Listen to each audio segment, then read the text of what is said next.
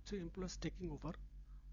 এটা আমাদের দেখার বিষয় যে এমপ্লয়ার যখন আমার কাজটা বুঝে নিবে সেই ক্ষেত্রে উম, সে কি কি জিনিস চেক দিবে, বা আমি বা তার কাছ থেকে আমি কি কি জিনিস আমার দিক থেকে আমি গুছাই নিব আর কি। তো এটা এখানে যেমন 1.1.3.5 যেমন বলা আছে যে টেকিং ওভার সার্টিফিকেট, তো এটাও আমাদের লাগবে। যে কারণ আমরা সে যখন, বা টিওসি বলে আমরা সংক্ষেপে এটাকে, যে এটা যখন সে কাজের পরে বুঝে নিবে, এটা খুব ইম্পর্টেন্ট একটা জিনিস। তার কারণ ইন ফিউচারের জন্য, কন্ট্রাক্টর ইন ফিউচারের জন্য এটা যেমন ইম্পর্টেন্ট, আর এক্ষেত্রে লাইবিলিটির ইস্যুটাও চলে আসে যে কন্ট্রাকচুয়ালি আমি আমার কাজ শেষ করলাম। তো এটাই হচ্ছে আমাদের আজকে দেখবো আমরা ক্লজ নাম্বার 10, টেকিং ওভার। তো আমরা শুরুতে একটু যদি দেখি যে টেকিং ওভার সার্টিফিকেটে এই ক্লজটা দেখবেন যে ইনশাল্লাহ মাশাআল্লাহ বেশ বড় সড়ো। তো সেই ক্ষেত্রে টেকিং ওভার সার্টিফিকেট আসলে কখন আসবে এটা একটা জানার বিষয় যে এটা কি কোন মুহূর্তে আমি টেকিং ওভারের জন্য তাকে রিকোয়েস্ট করব, বা টেকিং ওভার সার্টিফিকেট আমি চাইতে পারি, টেকিং ওভার সার্টিফিকেট আমি কোন মুহূর্তে চাইতে পারি। তো এটাকে আমাদের একটু জানা লাগবে। আমরা এই ক্লাস শুরু করার আগে আমরা একটু মনে হয় প্রিরিকুইজিট ভাবে এটা একটু আমাদের জানাটা আমাদের জন্য একটু ম্যান্ডেটরি। এই টেকিং ওভার সার্টিফিকেটের জন্য কখন অ্যাপ্লাই করতে পারবো? নাম্বার ওয়ান, যখন আমার কি বলে, আমার টোটাল কাজটা শেষ হয়ে যাবে, এবং টোটাল কাজ শুধু শেষ হলে হবে না, এই কাজটা পাস করতে হবে।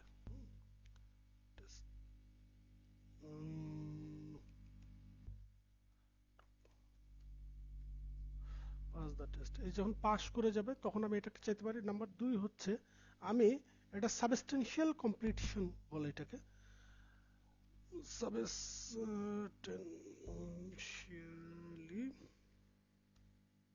কমপ্লিটেড এরকম যখন হয়ে যাবে। আর দুই নাম্বার হচ্ছে এনি কন্ট্রাকচুয়াল রিকোয়ার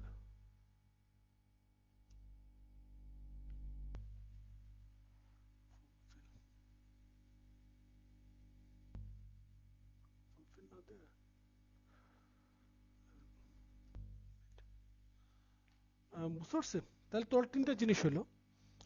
একটা হচ্ছে আমার টোটাল কাজ শেষ হয়ে যাওয়ার পরে আমি এটা ইয়ে করতে পারি, বলতে পারি আজকে হইলোটা কি, টোটাল কাজ। আচ্ছা শিওর। আচ্ছা, এখন আমি যেটা বলতেছি যে ক্লজ 10, এই ক্লজ 10-এ আমার এটা তো টেকিং ওভার সার্টিফিকেট, হ্যাঁ, টিওসিটা আমি কখন চাইতে পারি সেটা হচ্ছে, একটা হচ্ছে আমার inter work complete, inter work complete ব্র্যাকেটে কি লিখছি, পাস দ্য টেস্ট, সবগুলো টেস্ট আমার শেষ হয়েছে। আচ্ছা বলেন তো কাইন্ডলি একটু, আমরা এই টেস্ট অন কমপ্লিশন কোথায় পড়ছি, কত নাম্বার ক্লজে? ক্লজ নাম্বার কত বলেন? 9। ক্লজ নাম্বার 9-এ আমার যে টেস্টগুলো আছে, আমি সেই টেস্টগুলো আমার কমপ্লিট হয়েছে। তখন আমি বলতে পারি যে ঠিক আছে আমার ইন্টার ওয়ার্ক কমপ্লিট, ইয়ে দাও, আমার টেক ওভার সার্টিফিকেট দাও। নাম্বার টু হচ্ছে সাবস্টেন্সিয়ালি কমপ্লিট। এই সাবস্টেন্সিয়ালি কমপ্লিট যেটা, এটা একটু একটু পরে, জাস্ট 2 মিনিট পরে আমি এটা এক্সপ্লেন করবো সাবস্টেন্সিয়ালি কমপ্লিট বলতে আসলে কি বোঝাবে, ঠিক কতটুকু হলে সাবস্টেন্সিয়ালি কমপ্লিট বলা যায়। আর নাম্বার থ্রি হচ্ছে any contractual requirement have made. যেমন আমি যদি মেট্রো রেলের উদাহরণ দিয়ে থাকি, সাপোজ আমার এখানে কথা হচ্ছে যে আমার এই এরিয়া, ওয়ার্কিং এরিয়ার ভিতরে টোটাল 3টা স্টেশন হবে, এবং টোটাল 10 কিলোমিটার রেল ট্র্যাক হবে। এখন দেখা গেছে 3টা স্টেশনের ভিতরে আমার বলাই আছে যে 3টা স্টেশন একটা আলাদা প্যাকেজ, আর এই 10 কিলোমিটার আলাদা প্যাকেজ। একটা সাপোজ মনে করেন কন্ট্রাক্ট প্যাকেজ 1, একটা হচ্ছে কন্ট্রাক্ট প্যাকেজ 2। সেক্ষেত্রে যদি স্টেশনটা কমপ্লিট হয়ে থাকে, হ্যাঁ, দেখা গেছে আমার ট্র্যাক এখনো কমপ্লিট হয়নি, তাহলে সেক্ষেত্রে আমি বলতে পারি যে আমার এটা কমপ্লিট হচ্ছে, তুমি আমাকে দিয়ে দাও স্টেশনের, আমাকে টেক ওভার সার্টিফিকেটটা দিয়ে দাও। অথবা রেল ট্র্যাক আমার কমপ্লিট হচ্ছে, স্টেশন কমপ্লিট হয়নি, ওকে, তখন আমি তাকে বলতে পারি এটা তুমি আমাকে দিয়ে দাও। আচ্ছা, তাহলে এখন টোটাল আমরা তিনটা জিনিস দেখলাম। আমরা এই তিনটা জিনিস যে দেখলাম এটা কিন্তু আমরা আমাদের মেইন ক্লজ যেটা 10.1, 10.1 এ ঢোকার আগেই আমরা এই জিনিসটা দেখে নিলাম যে আমরা এই টেকিং ওভারের এই ইস্যুটা আসবে কখন, যখন ওই তিনটা প্রি রিকুইজিটের মধ্যে যে কোনো একটা ফুলফিল হবে।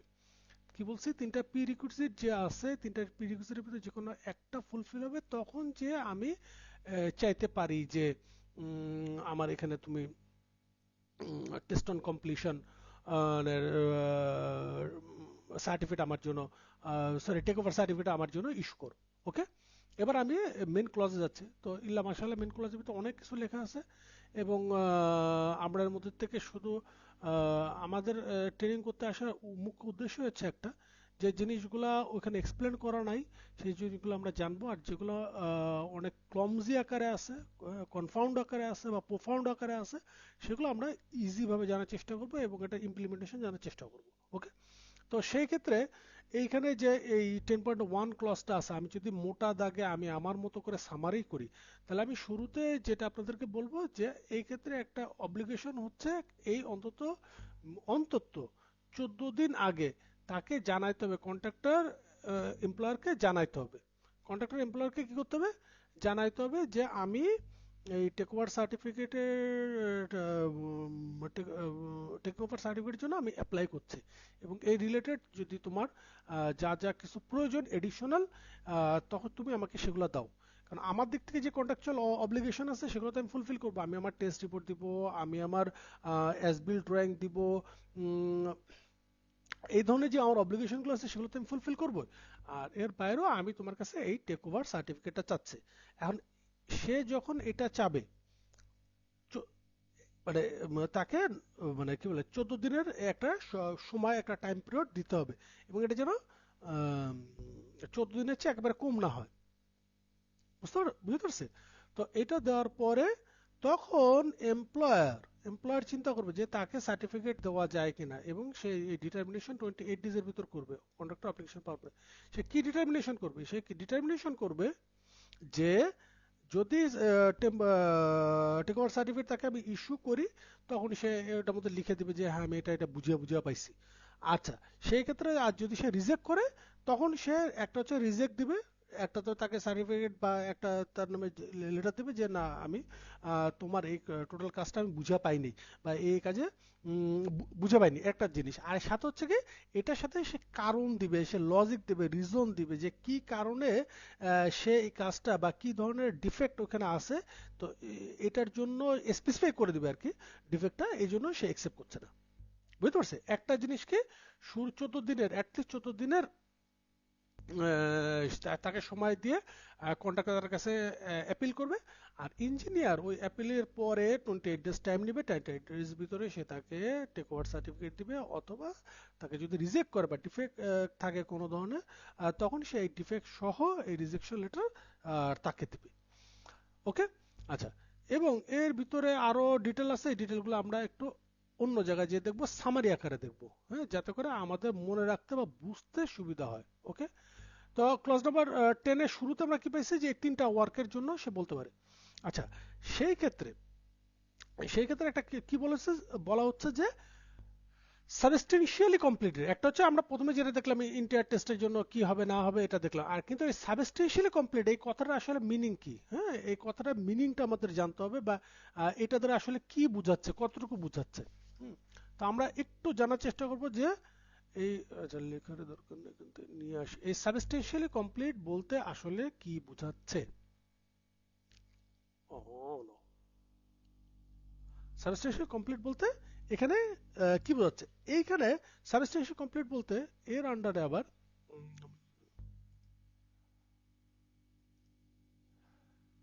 সাবস্টেনশিয়াল কমপ্লিটের আন্ডারে আবার এখানে তিনটা জিনিস আছে। সেটা হচ্ছে একটা হচ্ছে যে আহ, একটা নির্দিষ্ট পোর্শন বা একটা পার্ট কমপ্লিট হয়ে গেছে, এবং সাথে মনে করেন টেস্টও ডান, টেস্টও কমপ্লিট হয়ে গেছে। ওকে, টেস্ট সহ এটা কমপ্লিট হয়েছে, একটা মানে মেজর পোর্শনটা। নাম্বার 2 হচ্ছে আমি তাকে অ্যাজ বিল্ড ড্রয়িং দিয়ে দিছি, আমি তাকে অ্যাজ বিল্ড ড্রয়িং দিয়ে দিছি, এবং এটার সাথে অপারেশন অ্যান্ড মেনটেন্যান্স ম্যানুয়ালও তাকে আমি দিয়ে দিছি। ওকে, নাম্বার 3 হচ্ছে মাইনর কিছু ওয়ার্ক বাকি আছে, মাইনর কিছু ওয়ার্ক এখানে বাকি আছে, এবং এটা অবশ্যই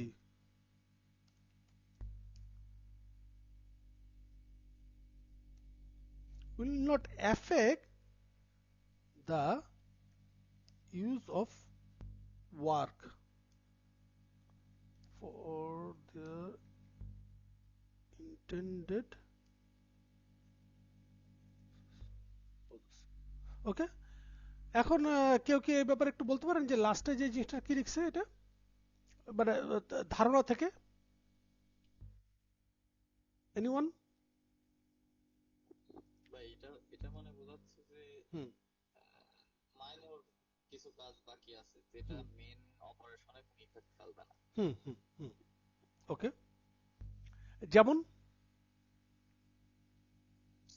যেমন আমার রোডের কাজের কথা বলেন। রোডের মেন ক্যারিজওয়ে এসএমবিটি পেভমেন্ট সব শেষ হয়ে গেছে, হুম হুম হুম কিন্তু আমার দেখা যাচ্ছে কিছু জায়গাতে শোল্ডারের টার্ফিং, যেটা ঘাস হুম লাগানো হুম গ্রাস টার্ফিং বাকি হুম আছে, হুম হুম বা এরকম কিছু ছোটখাটো কাজ আছে। ট্রেনের সাইডের কিছু ট্রেনের অল্প একটু কাজ বাকি আছে, হুম এই টাইপের কাজগুলা। এটা কিছু কাজগুলো। সাইন সিগন্যাল হয়তো বাকি আছে মাইনর। হুম হুম, আচ্ছা ঠিক আছে। সেই ক্ষেত্রে আমি তখন তাকে বলবো এই জিনিসগুলো আমার এই কাজটা বুঝে নিতে। তখন সেই ক্ষেত্রে তারও অব্লিগেশন আছে, একটু, যদি এটা সিলভার বুকের প্রজেক্ট হয়ে থাকে, যদি এটা সিলভার বুকের প্রজেক্ট হয়ে থাকে তখন সে অ্যাজ পার চলে যাবে 5.5-এ। এটাও কিন্তু ওই পার্টের ভিতরে আছে, ট্রেনিং, অ্যাজ বিল ডকুমেন্ট যেটা ইতিমধ্যে বলা হয়েছে, এবং অপারেশন মেনটেন্স, এটা আমরা আলোচনা করবো এখন। ট্রেনিং, অ্যাজ বিল, এই তিনটা জিনিস কিন্তু আমার যতটুকু পোর্শন শেষ হয়েছে, এটার মধ্যে কিন্তু 5.5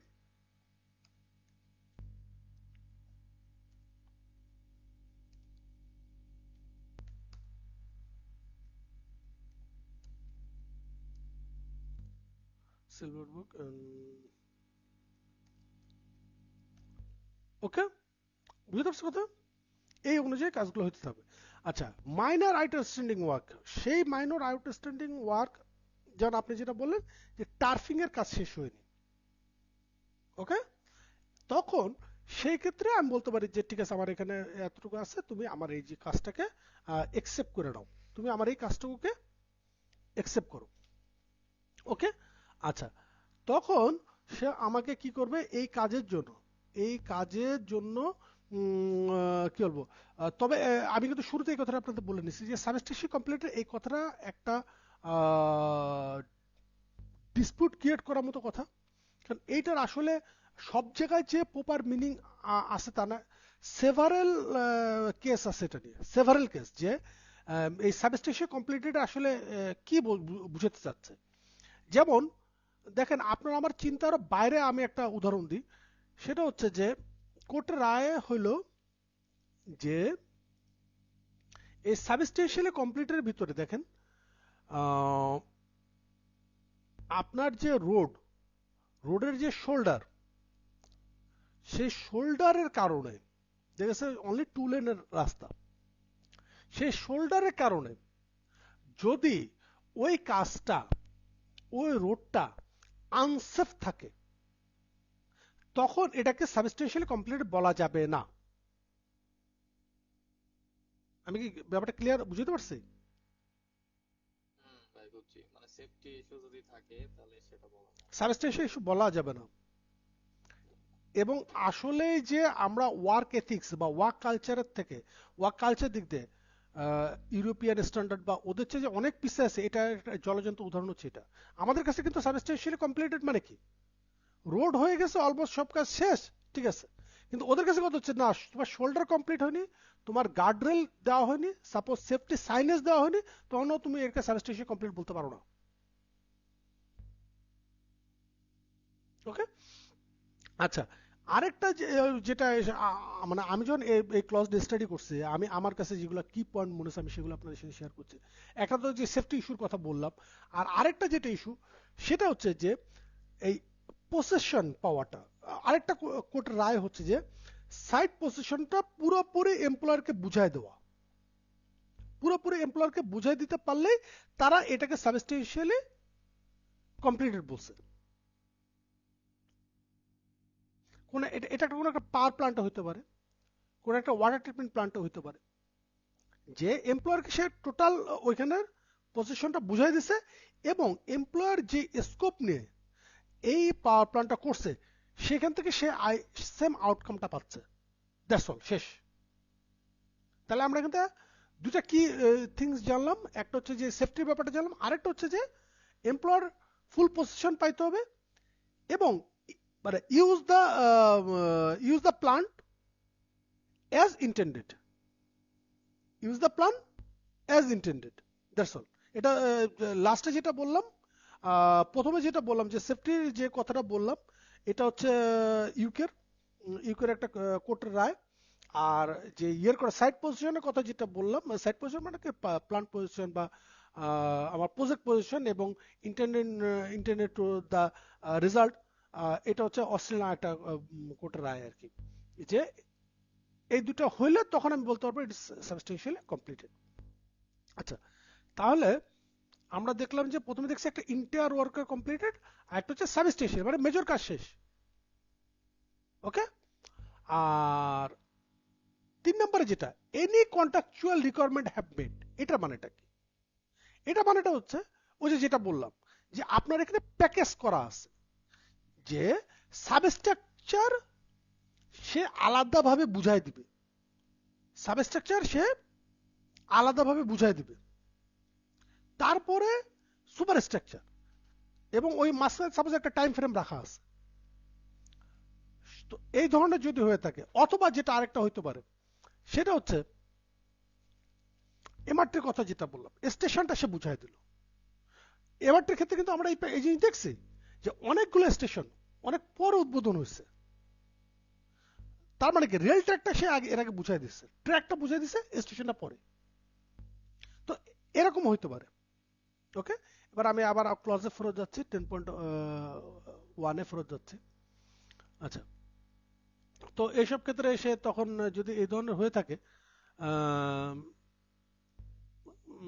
তখন এসে টিওসির জন্য অ্যাপিল করতে পারে। এবং if the engineer fail to issue the taking over certificate or to reject the contractor application within the period of 28 days, and if work or section are substantial accordance with the contract, the taking over certificate shall be deemed have been issued on the last day of the period. যদি এই ধরনের সে মানে তারপরেও আমি যেটা বললাম যে সে reject করেনি, আবার অ্যাকসেপ্টেন্স লেটারও দেয়নি, তখন ওই প্রজেক্ট কমপ্লিশনের যে আমার লাস্ট ডেট আছে অ্যাজ পার 8.2, তখন এটা ধরে নেওয়া হবে যে ভাই ইটস অলরেডি ডান, এবং তার আর কোনো ধরনের এখানে অব্লিগেশন থাকলো না। ওকে, আচ্ছা, সেই ক্ষেত্রে ফেডিকের একটা গাইডলাইন দেওয়া আছে।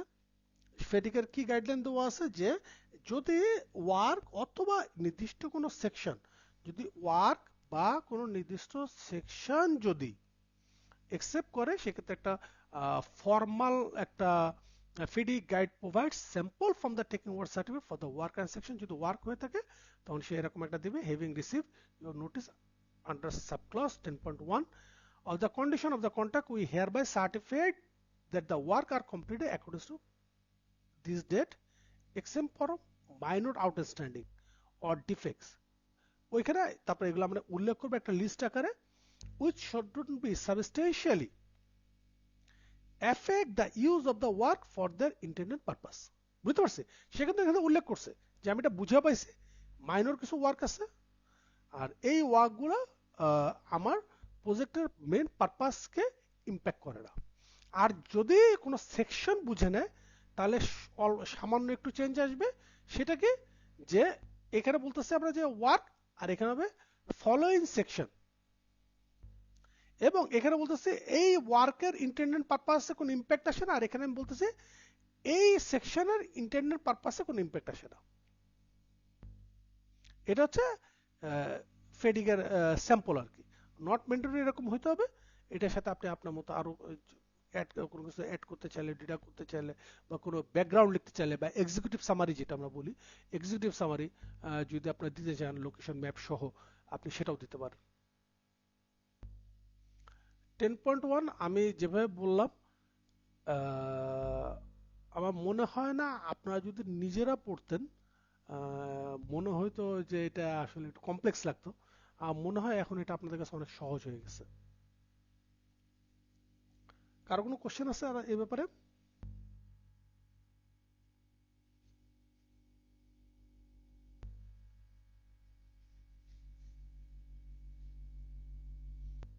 কোশ্চেন না থাকলে ভালো, আলহামদুলিল্লাহ, গুড।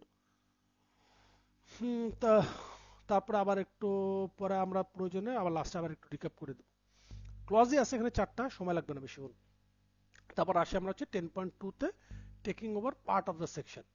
আচ্ছা, এখন আমি যদি শুধু একটা নির্দিষ্ট পার্ট, ওই পুরা কাজের আমি যদি বুঝে নিতে চাই, এখানে কিন্তু কমপ্লেক্সিটিরও কিছু ইস্যু আছে, ডিলে ড্যামেজ এবং আদার্স কিছু ইস্যু আছে। আমরা এটা এখন একটু দেখব। Taking over the part. আচ্ছা, এইটা দেখার আগে আমরা মনে হয় একটু দেখেন, আমাদের কোর্সের একটা আমি শুরু থেকে বলতেছি যে আপনি যখন একজন কন্ট্যাক্ট ম্যানেজার হিসেবে কোনো একটা জায়গায় অ্যাপ্লাই করবেন বা রিজিউমিতে লিখবেন you are expert or you have a knowledge, you have a broad knowledge on the FEDIC contact management, ওকে? বা কেউ যদি ইন ফিউচার আরো বড় পজিশনে যেতে চায়, অ্যাডজুডিকেটর হতে চায়, মিডিয়েটর হতে চায়, সেটা তো ভাই বলবে না যে ভাই আমি শুধু অনলি পিং বুক আমি করব। আপনাকে সবগুলো বই সম্পর্কে জানতে হবে। এবং আমি নিজে প্রবলেম ফেস করছি। হ্যাঁ, ইন্টারন্যাশনাল ট্রেনিং বলেন বা লোকাল ট্রেনিং বলেন, যেখানে দেখা গেছে যে কোনো একটা বুক ফোকাস করা হইতেছে। তো আমার ট্রেনিংটা সাজানোর উদ্দেশ্য ছিল যে সবগুলো বই যেন মোটামুটি কভার হয় এবং সবগুলো ভার্সনই মোটামুটি কভার হয়। ওকে, আচ্ছা। তো একটু আগে আমরা 10.1 দেখলাম, এখন আমরা একটু 10.2 দেখব। 10.2, এইখানে এখানে যেমন বেশ কিছু জিনিস বলা আছে, আপনার আগে একটু যদি দেখেন এট এ গ্ল্যান্সে, এখান থেকে শুরু হয়েছিল মাসাল এই পর্যন্ত আসছে, তারপর আবার বিশাল এখানে একটা প্যারা রয়ে গেছে। এই টোটালটা মিলে হচ্ছে 10.2। আমি যদি জুম আউট করি, আপনারা দেখবেন যে এখান থেকে শুরু হচ্ছে এবং এখান থেকে শেষ হয়েছে। আমি এবার ইয়েলো বুকে আসি, আমি একটু 10.2 দেখি, ইটস এ সেম। এখান থেকে মাসালা শুরু, এখানে শেষ।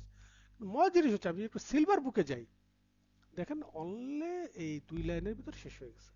এবং সবচেয়ে ইন্টারেস্টিং ব্যাপার হচ্ছে এই এই ইয়েলো বুকের কথা বলেন আর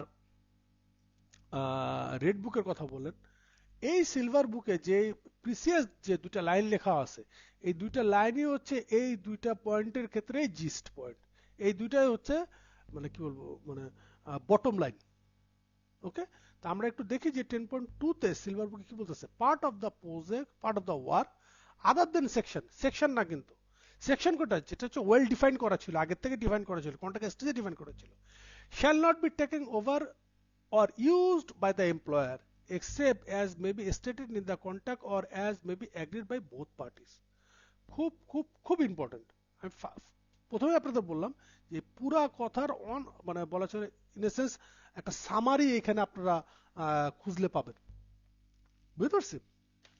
আচ্ছা, তো সেই ক্ষেত্রে আমরা যেটা করব, এটা ক্লজে যাওয়ার আগে, সরি, আমরা একটু আমাদের ডিসক্রিপশনে যাওয়ার আগে আমরা একটু আমাদের মতো করে হালকা একটু দেখে নিব যে এখানে কি বলতেছে।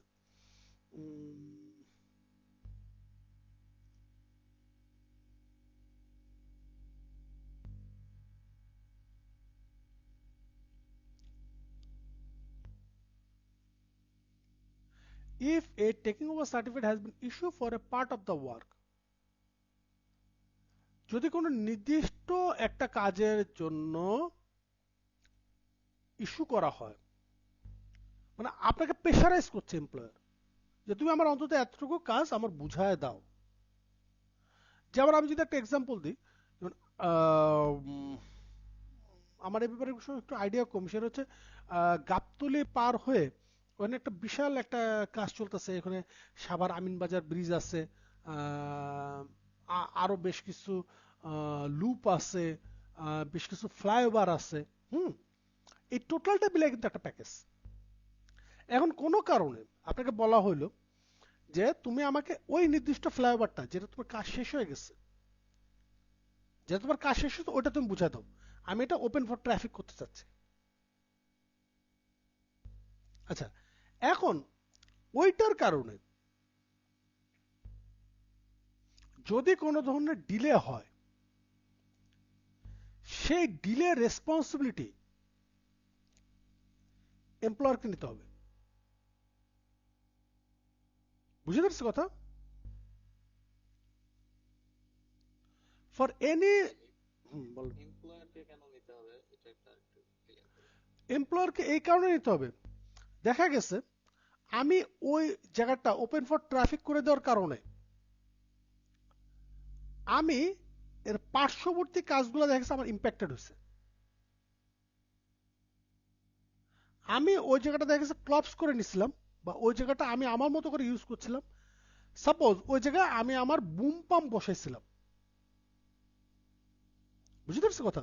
আমি আমার বুম পাম্প বসে বুম দিয়ে আমি অনেক দূরেও কাস্টিং করতে পারতেছিলাম, কিন্তু ওই জায়গাটা আমি ওপেন করে দেওয়ার কারণে আমি ওখানে বুম পাম্প নিয়ে ওখানে সেট করে দিনের বেলা কাজ করতে পারতেছি না। সেম এই ঘটনাটা কোথায় ঘটছে? এই ঘটনা ঘটছে বিআরটি প্রজেক্টে।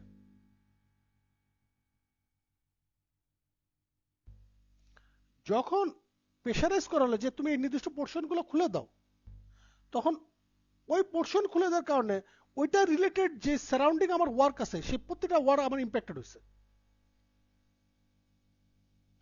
কারণ আপনি মনে করেন গার্ড রেলের কথা বলেন বা কি বলবো অন্যান্য আরো যেসব কম্পোনেন্টস থাকে একটা ব্রিজের ক্ষেত্রে, সাপোজ আমার দেখা ওই কাজগুলো এখনো পুরোপুরি শেষ হয়নি। হোয়ারাস ওটা কি বলে, ওটা মনে বলে হচ্ছে ওসিএস বলে মনে হয়। সেটা হচ্ছে যে ক্যাবলিং সিস্টেম যেটা, হ্যাঁ, সাইড দিয়ে এমআরটি তো আছে, অপটিক্যাল না, ওটার এক্সাক্ট নামটা মনে হচ্ছে না। এখন দেখা গেছে যদি আমি ওপেন করে না দিতাম, আমি ওইখানে আমার মতো করে কাজ করতে পারতাম। এখন কি হইতেছে, আমি ওপেন করে দেওয়ার কারণে আমি রাতের বেলা যখন লাইট ট্রাফিক থাকে তখন আমি রাস্তা বন্ধ করে কাজ করতে পারি, দিনের বেলা আমি জায়গায় আমার কাজ শেষ হচ্ছে না।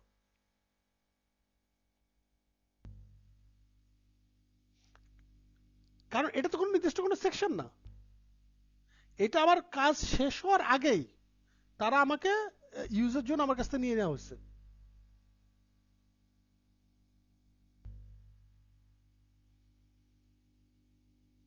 আমি কি কথাকে এবার কিছুটা এক্সাম্পল দিয়ে ক্লিয়ার মানে হালকা করতে পারছি ক্লিয়ার কিনা? ভাই, ক্লিয়ার, বুঝতে পারছি। আচ্ছা, for any period of delay after the date stated in the taking over certificate, the proportional reduction of this delay damage should be calculated at the proportion. আচ্ছা, এখন এই ক্ষেত্রে একে তো হচ্ছে আমি তার কাছে ডিলে ড্যামেজ ক্লেম করতে পারি, আর দ্বিতীয়ত আবার উল্টাও আরেকটা আমার আরেকটা অ্যাডভান্টেজ আছে, সেটা হচ্ছে আমার যদি ওভারঅল কমপ্লিশনে, ওভারঅল প্রজেক্টের কমপ্লিশনে যদি ডিলে হয়, এইটার জন্য সে আমার কাছে যে লিকুইডিটি ড্যামেজ চাবে, সে আমার কাছে এমপ্লয়ার আমার কাছে যে লিকুইডিটি ড্যামেজ চাবে, সেইখান থেকে টোটাল ওয়ার্কের ক্ষেত্রে লিকুইডিটি ড্যামেজ সে চাইতে পারবে না। ওই ওই কাজটা যেটা আমার কাছ থেকে সে নিছে ইউজের জন্য, ওই পোর্শন বাদ দিয়ে তার এই ক্যালকুলেশন করতে হবে।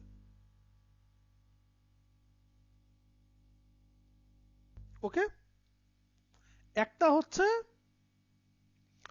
ওই কাজের জন্য যদি আমি ইম্প্যাক্টেড হয়,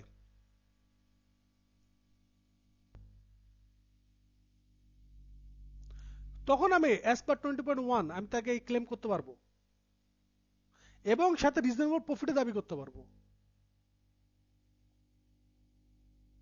ওকে, আচ্ছা, এবং শুধু এটা না, যদি আমার টোটাল প্রজেক্টের ইম্প্যাক্টেড হয়, তখন যে আসে আমার কাছে লিকুইড ড্যামেজ বা কোনো কিছু চাবে, চাওয়ার ক্ষেত্রে ওই কাজের ওই পোর্শনের জন্য যে অ্যামাউন্টটা ধরা আছে সেটা ডিডাক্ট করে তারপর সে আমার কাছে চাইতে হবে। কারণ ভাই তুমি তো ওই কাজ আমার কাছে বুঝে নিছো, তুমি ইউজ করা শুরু করছো।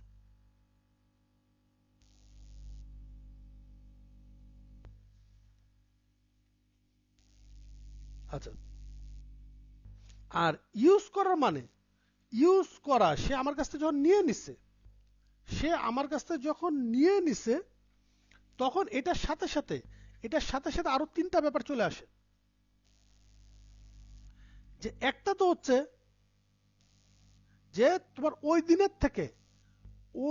থেকে ওই ডেট থেকে আমার টেক ওভার সার্টিফিকেট ইস্যু করতে হবে।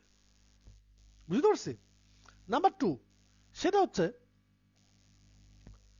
আমি আর ওই কাজের জন্য ঠিক তুমি যতটুকু পোর্শন বুঝে নিছো ওটার জন্য তুমি এখন আমাকে লায়াবল করতে পারবে না যদি এটার মধ্যে কোনো প্রবলেম হয় বা কোনো কিছু হয়। ওকে? আর 3 নাম্বার হচ্ছে যে আমাকে এখন তোমার টেক ওভার সার্টিফিকেট ইস্যু করতে হবে। শুরুতে কি বললাম যে ওই দিনের থেকে আমার তুমি আমি ধরে নিচ্ছি তুমি ওই দিন থেকে তুমি বুঝা পাইছো।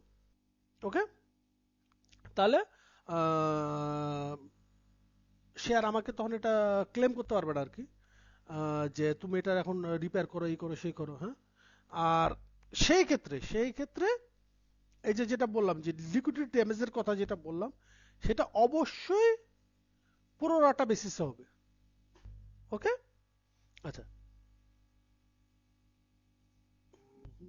আচ্ছা, এইটা যদি সে এখন বুঝে নেয় তাহলে সে as per 10.2 sample of taking over certificate the party, যদি সে এটা বুঝে নেয় তখন সে এরকম একটা চিঠি ইস্যু করবে। এটা ফিটিকের গাইডেন্সে বলা আছে, ফিটিকের গাইডেন্সে এটা কথা বলা আছে। একটু আমার যদি ভুল না হয়ে থাকে,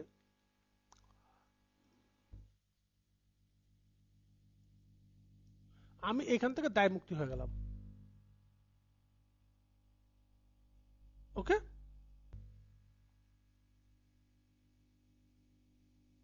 7.2 থেকে।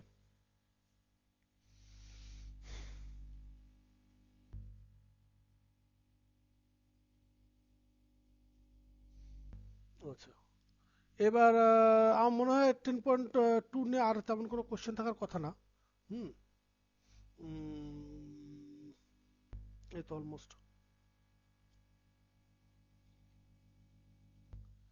আর তারপর আছে 10.3 interface in the test of the completion. আচ্ছা, if the contractor is prevented for more than 14 days, if the contractor is prevented for more than 14 days from carrying out test on completion, যেটা আমরা ইতিমধ্যে 9 এ দেখে আসছি, হ্যাঁ, class number 9 এ, তখন employer এটার জন্য রেসপন্সিবল হবে। কে রেসপন্সিবল হবে? এমপ্লয়ার রেসপন্সিবল হবে। ওকে? এটার জন্য তখন ফুল রেসপন্সিবিলিটি কার? কন্ট্রাক্টর, এমপ্লয়ারের। কারণ কি? কারণ তুমি আমার কাছে এটা বুঝে নিছো এবং তুমি আমাকে এখন ওইখানে ওই যে যেটা বলছিল একটা ওয়ার্ড পজিশন, তুমি আমার কাছে পজিশন বুঝে নিছো এবং তুমি আমাকে এখন অ্যাক্সেস দিতে হবে। তুমি আমাকে এখন অ্যাক্সেস দিতে হবে অ্যাজ পার ক্লজ নাম্বার 11, যে তুমি আমাকে অ্যাক্সেস দেওয়ার পরে আমি তারপর যে টেস্ট করব। কিন্তু আমি তো তোমাকে জানাইছি। বাট এখানে আবার এটাও মাথায় রাখতে হবে যে বুঝে নেওয়ার অর্থ এটা না এই রিলেটেড যদি কোনো টেস্ট বাকি থাকে, এই রিলেটেড যদি কোনো টেস্ট বাকি থাকে সেই টেস্ট আমার করা লাগবে না, তার মানে কিন্তু আবার এটা না।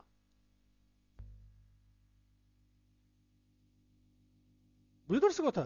10.3 আসলে এটাই মিন করছে। হ্যাঁ বলবে। পরবর্তীতে টেস্ট করে যদি টেস্ট ফেল করে সেক্ষেত্রে কমপ্লিশন টেস্ট। সেক্ষেত্রে আবার রিমিডিয়াল ওয়ার্ক নেবে সে, সেক্ষেত্রে সে রিমিডিয়াল ওয়ার্ক নেবে, যেটা আমরা ক্লজ নাম্বার 12 এ আমরা ডিসকাস করছি। Test after completion, test after completion. আর তাহলে আর ক্লজ নাম্বার 9 এ কি আছে? Test on completion. কমপ্লিট হয়ে গেছে তখন টেস্ট করছি, এটা একটা জিনিস। এটা হচ্ছে কমপ্লিট হয়ে গেছে আমি ইউজ করছি তখন যে টেস্ট করে ফেলে আসছে।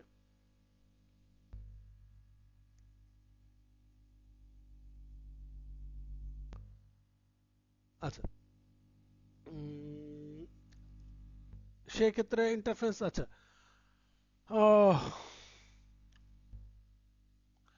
সেই ক্ষেত্রে সে 14 দিনের। ও, আরেকটা জিনিস আছে, এটা একটু অ্যাড করা দরকার। সেটা হচ্ছে যে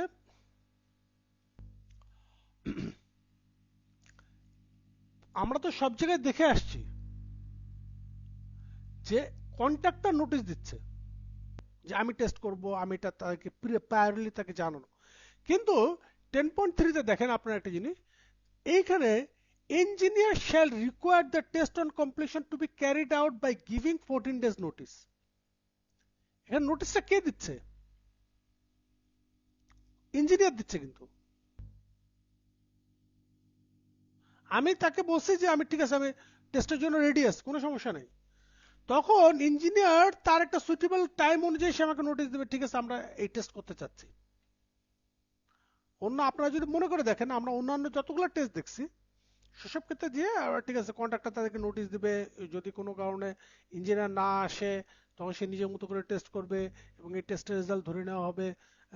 যদি অ্যাপ্রুভ মানে পাস করে যায় তাহলে, এবং ইঞ্জিনিয়ার প্রেজেন্ট না থাকলে এটাকে অ্যাপ্রুভ ধরে নেওয়া হবে, ফেল করলে সে আবার করবে। কিন্তু কোনো জায়গায় কিন্তু আপনারা বলেননি যে যদি সেই ক্ষেত্রে ইঞ্জিনিয়ার সাথে ধরনের নোটিশ দেয় না। কিন্তু এখানে আমরা কি দেখছি 10.3 তে, যে ইঞ্জিনিয়ার এখানে কি করতেছে, তাকে নোটিশ দিচ্ছে যে giving 14 days notice in accordance with rebel clause. যেটা আমি আপনাদের কিন্তু কিছুক্ষণ আগেই বললাম যে এটা পাশ করে যাওয়ার মানে কিন্তু এটা না যে আমার এখানে আমি দায় মুক্ত হয়ে গেছি।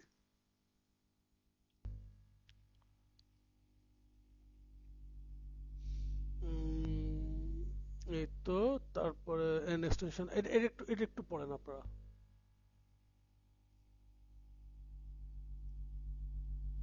এটা একটু পড়েন। কি বলতেছে যে if the contractor suffers delay, if the contractor is suffers delay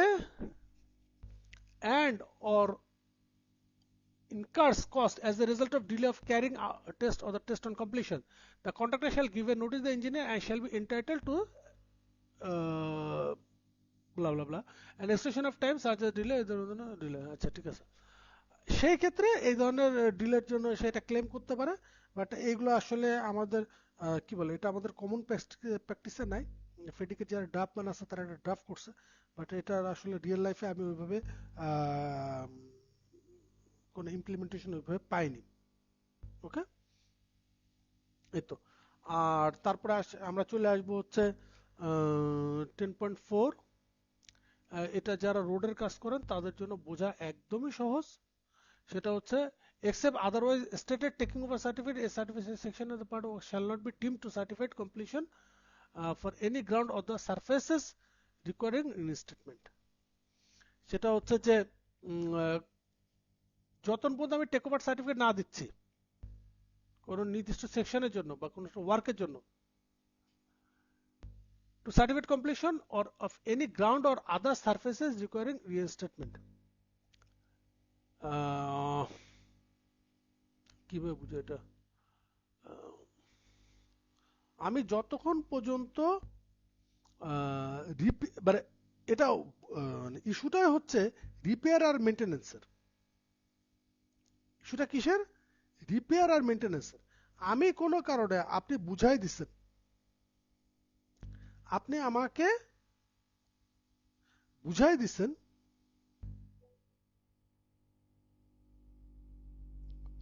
বুঝাই দেওয়ার পরে আমি এখনো হয়তোবা ইউজ করিনি, ওকে, আমি আপনাকে টেক ওভার সার্টিফিকেট দেইনি, আমি হ্যাঁ আমি আমি আপনি কাজ দিচ্ছেন, আমি কাজটা দেখছি। এখন দেখা গেছে আদার্স পোর্শন হয়তো অনেক সময় লাগলো।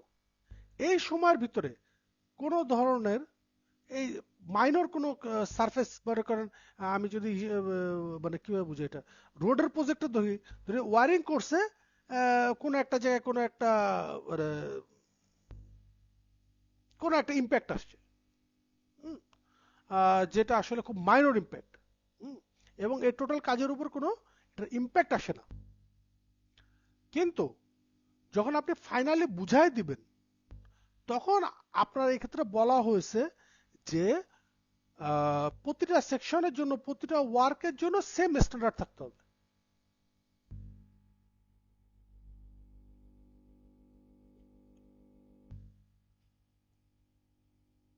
বুঝতে পারছি কথাটা?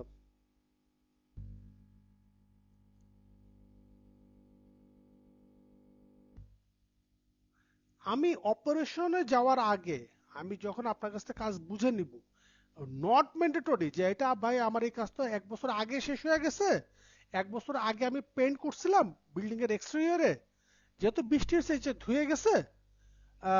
বাট আমি তো যখন ওইটা আমি যখন পেন্ট করছি তখন তো একদম, আপনি দেখছেন, আপনি আমার এটা বলছেন যে এটা অ্যাপ্রুভ বা এই আরএফআই ক্লোজ হয়েছে। এখন আমার যেহেতু প্রজেক্ট শেষ করতে 1 বছর লেট হয়েছে, এখন আবার তো নতুন করে আমার পেন্ট করা সম্ভব না। আপনি যদি এই কথা বলেন বা এটা হবে না যতক্ষণ পর্যন্ত আমি সেক্ষেত্রে টেক। হ্যাঁ, হুম, বল। হ্যান্ড ওভারের আগে কি মানে ডিলে যদি হয় প্রজেক্ট, সেক্ষেত্রে আমাকে, সাপোজ আমি রোড মার্কিং করছি, হুম। ওটা এখন মানে রোড মার্কিং উঠে গেছে, এখন আমার আমার কথা বুঝেন, সেক্ষেত্রে এখন কি, এখন ওই রোড, করে দিয়ে আমাকে ওই রোডটা কি এমপ্লয়ার ইউজ করছে?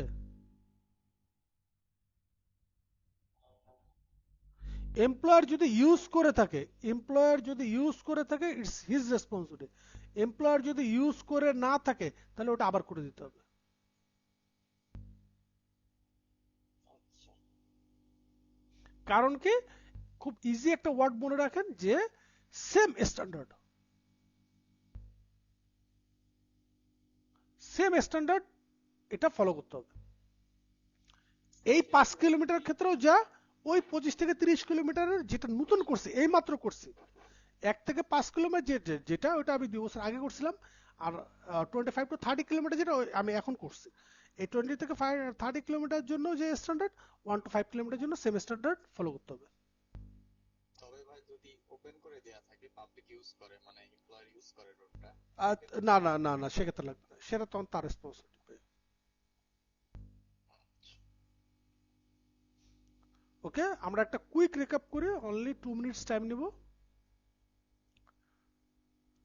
10.1, 10.1 জানা আমার মেন উদ্দেশ্য হচ্ছে সংক্ষেপ মনে রাখবো। টেনটা কি, ক্লজ নাম্বার 10 হচ্ছে টিওসি, টেক ওভার সার্টিফিকেট। আচ্ছা, টেক ওভার সার্টিফিকেট আমি নেওয়ার জন্য 14 দিন আগে, খুব সহজ ভাষা বলছি, 14 দিন আগে আমি অ্যাপ্লাই করব দিনের হিসাবটা মনে রাখার জন্য। আর 28 দিনের ভিতর সে আমাকে রিপ্লাই দিতে হবে, আইদার সে অ্যাকসেপ্ট করবে অথবা সে রিজেক্ট করবে। যদি অ্যাকসেপ্ট করে ভেরি গুড, সে আমাকে স্যাম্পল দেওয়া আছে এখানে, সে আমাদের এই ধরনের একটা সার্টিফিকেট দেবে। আর যদি সে রিজেক্ট করে, সে কারণ দর্শায় রিজেক্ট করবে যে কি কি ডিফেক্টের কারণে সেটা রিজেক্ট করছে, এটা গেছে 1 নাম্বার। আচ্ছা, এই যখন আমি ঢুকে পড়লাম এবার 10.1-এ, 10.1-এ কি বলতেছে, এখানেও 3টা জিনিস আছে। একটা হচ্ছে এই সার্টিফিকেটটা সে ইস্যু করতে পারে, একটা যেটা সেটা হচ্ছে পুরো কাজ শেষ হয়ে গেছে। আরেকটা কি, পুরো কাজ শেষ, মাইনর কিছু ওয়ার্ক বাকি আছে, যেখানে আমার অপারেশন মেনটেনেন্সে ম্যানুয়াল আমার দেওয়া শেষ, অ্যাজ বিল্ড ড্রয়িং দেওয়া শেষ, যেই পুরো কাজ আমি করছি, যে কাজটা সে বুঝে নেবে সেটা টেস্ট করা শেষ, এই ধরনের সবই কমপ্লিট হয়ে গেছে। শুধুমাত্র মাইনর ওয়ার্ক বাকি আছে, এবং minor work is not intended to the scope of work. যদি এই ধরনের হয়ে থাকে তখন সে এই টেক ওভার সে করতে পারে। ওকে, এই টেক ওভার করার সময় তাহলে আমি বেশ কিছু জিনিস এখানে আলোচনা করে দিলাম, এই জিনিসগুলো তার অবশ্যই ইস্যু করতে হবে। আচ্ছা, যদি সেই ক্ষেত্রে এই সাবস্টেনশিয়ালের ভিতর আর দুইটা কি পয়েন্ট আপনাদেরকে বলছি, একটা হচ্ছে সেফটি ফিচার্সের একটা ব্যাপার আছে, সেটা হচ্ছে অবশ্যই সেফটি রিলেটেড যদি কোনো ইস্যু হয়ে থাকে তাহলে ভাই এটাকে বলা যাবে না যে সাবস্টেনশিয়ালি প্রোগ্রেসড, এটা কখনোই বলা যাবে না। আচ্ছা, আর সেক্ষেত্রে আরেকটা যেটা ইস্যু বলছিলাম, কি বলছিলাম, একটা একটা তো বলে যে সেফটির কথা বলছিলাম আর কি। আরেকটা বলছিলাম যে সাইট পজিশন পাইলে এবং এর সাথে সাথে করে যদি এমন হয় যে আমার রেজাল্ট বা আউটকাম আমার ঠিক মতো আসতেছে, তখন এটাকে ধরে নেওয়া হবে ইট ইজ সাবস্টেনশিয়ালি কমপ্লিটেড। আর এইটা নিয়ে, এই সাবস্টেনশিয়াল কমপ্লিট এই কথা নিয়ে অনেক ডিসপিউট আছে, অনেক, অন্তত আমি আপনাকে 3-4টা কেসের উদাহরণ দিতে পারবো যে এই কথা দিয়ে আসলে কি বোঝাচ্ছে। এটা শুধুমাত্র আমাদের এখানে ইস্যু যে তা না, এটা সব জায়গায় একটা ইস্যু। আচ্ছা, 10.2-তে আসি, টেক ওভার যদি শুধু একটা নির্দিষ্ট পার্ট সে বুঝে নিতে চায় এবং সেটা আসলে বোথ পার্টির এগ্রি করতে হবে। এবং আপনি ইন সেন্স বলতে পারেন সে আসলে আপনাকে ফোর্স করছে যে কোনো একটা নির্দিষ্ট পার্ট বোঝায় দেওয়ার জন্য। এবং এটা খুব জলজ্যান্ত একটা এক্সাম্পল যদি বলি, বার্নিং এক্সাম্পল যদি বলি, সে এক্সাম্পল হচ্ছে এয়ারপোর্ট টার্মিনাল 3। এটা নিয়ে অন্য একদিন কথা বলবো। এটার জন্য আমাদের এই যে সফট ওপেনিং করতে যে আমাদের তৎকালীন প্রাইম মিনিস্টার যে ড্যামেজটা করছে, এটা হচ্ছে আনবিলিভেবল। ওকে, এটার ক্ষেত্রে যখনই সে এটা বুঝে নেবে, এটা রেসপন্সিবিলিটি তার, টেক কেয়ার তার করা লাগবে। কোনো ড্যামেজ হলে সে বুঝবে। এবং যেদিন থেকে সে এটা ইউজ করা, লাস্ট 10.2, যদি সে এই ধরনের কাজ পার্শিয়ালি বুঝে নেয়, তখন সেই ক্ষেত্রে এই ফুল রেসপন্সিবিলিটি তার, এই রেসপন্সিবিলিটি তার নিতে হবে। একটা হচ্ছে যে ওই দিনের থেকে তার টেক ওভার সার্টিফিকেট ইস্যু করতে হবে, 1 নম্বর ইস্যু। 2 নম্বর ইস্যু হচ্ছে, সরি ভাই, মাইক মিউট করা ছিল, সরি স্যার। আমি তো কথা বলে যেতেছিলাম। আচ্ছা, 10.2 যেটা বলছিলাম যে টেক ওভার সে যদি করে, তখন সেক্ষেত্রে এটা ফুললি তার রেসপন্সিবিলিটি, কারণ এটা কন্ট্রাক্টে আসলে ওইভাবে ইস্যু করা, মেন করা ছিল না। এবং সে ওই দিনের থেকে তার কাউন্ট শুরু হয়ে যাবে টিওসির জন্য। এবং ধরে নেওয়া হবে সেটা অ্যাকসেপ্ট করে নিচ্ছে। এবং কোনো ধরনের যদি কোনো প্রবলেম হয়, এটার জন্য আর কন্ট্রাক্টর রেসপন্সিবল করা যাবে না। এটার জন্য যদি কোনো কস্ট আসে যেটা কন্ট্রাক্টর ক্ষতিগ্রস্ত, তখন সেখানে অবশ্যই এমপ্লয়ারকে এটার জন্য রিম্বার্স করতে হবে এবং কস্ট প্লাস প্রফিট তাকে দিতে হবে। এবং ওই দিনের থেকে তার ডিফেক্ট নোটিফিকেশন পিরিয়ড শুরু হয়ে যাবে। আচ্ছা, এবার আমরা একটু এক্সাম্পল দেখে নিই। সেটা কি? Use of completed bitumen base course to section of possible impact of the contractor. আমার মনে হয় যারা রোডের কাজের সাথে পরিচিত, তারা এই ব্যাপারটা খুব ভালোভাবে জানেন যে যদি আমি যেটা বললাম, সাপোজ 20 কিলোমিটার রাস্তার মধ্যে 5 কিলোমিটার সে এখন ইউজ করা শুরু করে দিল, তখন এটার ইম্প্যাক্ট কি পরিমাণ আসতে পারে।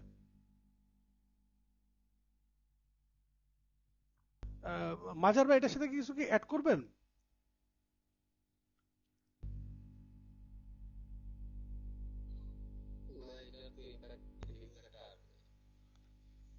এবং আমি আপনাকে কিন্তু শুরুতে কিন্তু একটা হিন্টস দিছিলাম যে এই ধরনের এই 10.2 যেটা, এইটা আসলে হয় কি, কখন আমরা ইউজ হয়, যখন এমপ্লয়ার আমার কাছে আসলে কাজ বুঝে নেওয়ার আগেই, মানে আসলে আমি বুঝাই দেওয়ার আগে আমার কাছে বাই ফোর্স কাজ বুঝে নিতে চাইতেছে।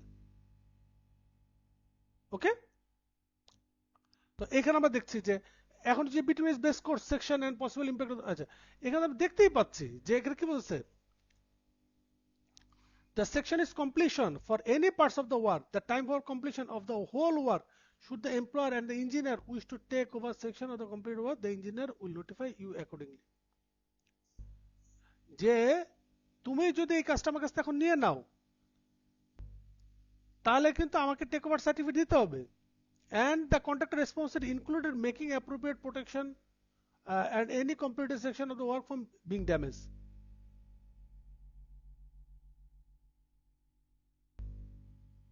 ভাই, হুম, এখানে তার মানে আমি সাপোজ এমপ্লয়ার আমাকে বললো তুমি একটা পার্ট ওপেন করে দাও রোডের আমার ডিউটির মতো, এটা দিয়ে মানে ট্রান্সপোর্টেশন গুলো মানে পাবলিক ইউজ করবে, হুম, সেক্ষেত্রে কি আমাদের এরকম একটা লেটার ইস্যু করা উচিত না? অবশ্যই।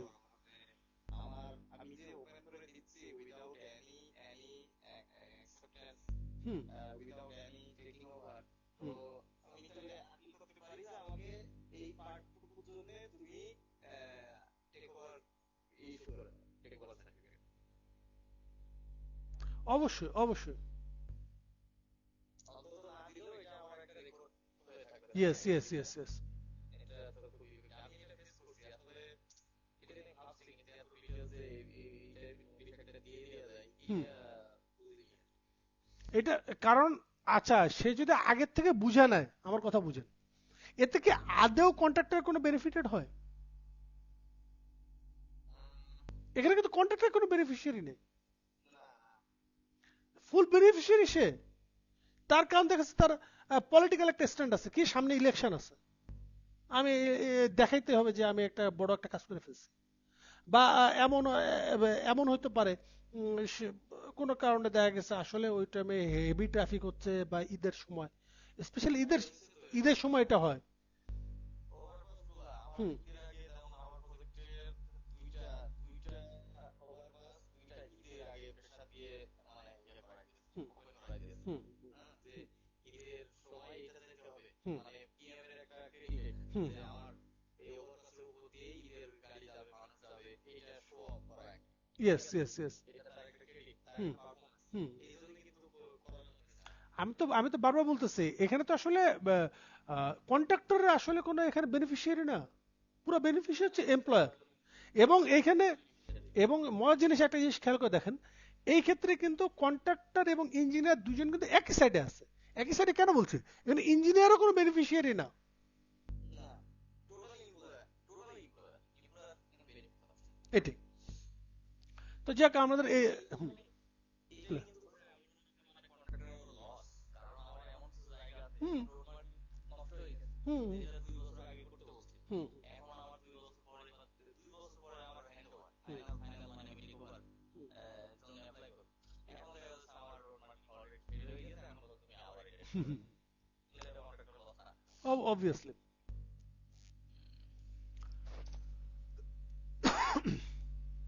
ঠিক আছে, এটা তাহলে আমরা 10.2 দেখলাম। তারপর আসি 10.3 তে আমি কি বলতেছে, interface with test on completion. আমার কাছে বুঝে নেওয়া হয়েছে, আমার কাছে বুঝে নেওয়া হয়েছে এখন আমি চাচ্ছি কোন টেস্ট যেটা রিমেইন আছে আমি সেই টেস্টটা করার জন্য, আমি সেই টেস্টটা করতে চাচ্ছি।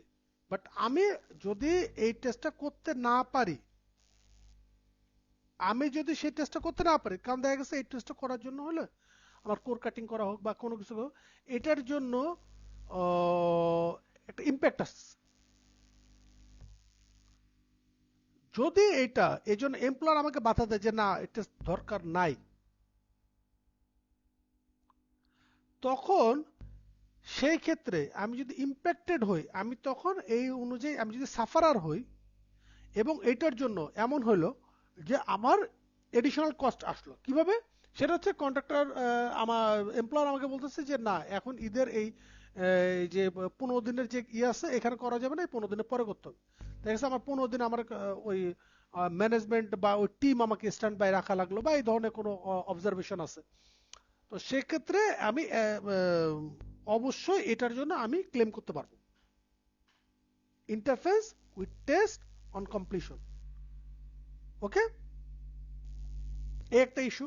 আর আরেকটা ইস্যু যেটা, যে এটা আমরা ইয়েতে দেখলাম, যে 10.4-এ দেখলাম যে যদি এই ধরনের হয়ে থাকে, সে আমার কাছ থেকে বুঝে নিয়ে থাকে, তাহলে তো ভাই তোমার রেসপন্সিবিলিটি। আর যদি সে বুঝে না, মানে বুঝে নিছে কিন্তু ইউজ হচ্ছে না বা ইউজ করছে না, আমি দেখছি হ্যাঁ তোমার এই প্রয়াসটা ঠিক হয়েছে, তোমার এটার জন্য যে কি বলে এটা, ওয়ারিং কোর্স আছে, wearing course is perfectly done, marking is also perfectly done, you can close the RFI, you can claim on the IPC. But পুরা কাজ আমি যখন বুঝে নিব, তোমার কাছ থেকে 5 কিলোমিটার আমি যখন বুঝে নিব, আমি তোমার কাছ থেকে আবার এগুলো সব রিচেক করে নিব। কারণ